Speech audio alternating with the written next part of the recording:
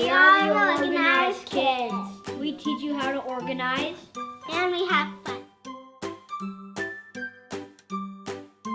I'm going to show you how you clean up your cubby.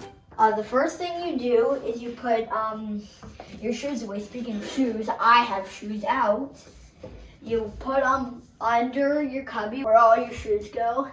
Then you have a backpack and some jackets, or a bag if you go to any type of sport, and a sweat, and I hang it up on one of these hooks. I have a bin for my hats, and I have a bin for my masks. And in the bin with my hats and gloves, I also have some other things in here, like a drone. My dirty mask goes into the dirty mask bag.